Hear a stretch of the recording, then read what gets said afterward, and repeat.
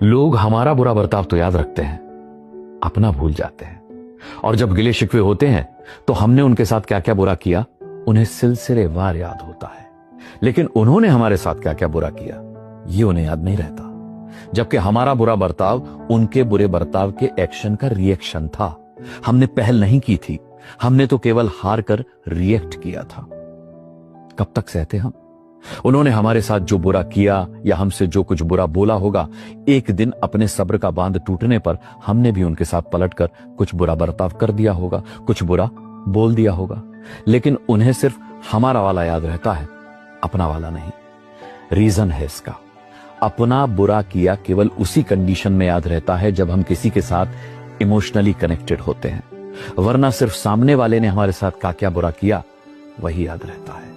ये बिल्कुल वैसा ही है जैसे कोई चींटी हमें काट ले तो हमें याद रहता है कि एक बार चींटी ने हमें काटा था, लेकिन कितनी चींटियां हमारे पैर के नीचे आकर मर गईं, ये हमें कभी याद नहीं रहता।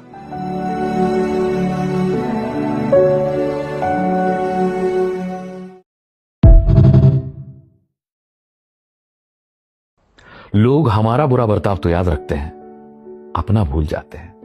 और जब गिले शिकवे होते हैं तो हमने उनके साथ क्या क्या बुरा किया उन्हें सिलसिलेवार याद होता है, लेकिन उन्होंने हमारे साथ क्या क्या बुरा किया ये उन्हें याद नहीं रहता। जबकि हमारा बुरा बर्ताव उनके बुरे बर्ताव के एक्शन का रिएक्शन था। हमने पहल नहीं की थी, हमने तो केवल हार कर रिएक्ट किया था। कब तक सहते हम? उन्होंने हमारे साथ जो बुरा किया या हमसे जो कुछ बुरा बोला होगा, एक दिन अपने सब्र का बांध टूटने पर हमने भी उनके साथ पलटकर कुछ बुरा बर्ताव कर दिया होगा, कुछ बुरा बोल दिया होगा। लेकिन उन्हें सिर्फ हमारा वाला याद रहता है, अपना वाला नहीं।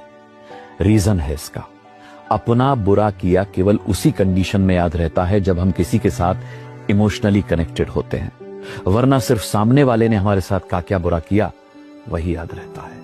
ये बिल्कुल वैसा ही है जैसे कोई चींटी हमें काट ले तो हमें याद रहता है कि एक बार चींटी ने हमें काटा था, लेकिन कितनी चींटियां हमारे पैर के नीचे आकर मर गईं, ये हमें कभी याद नहीं रहता।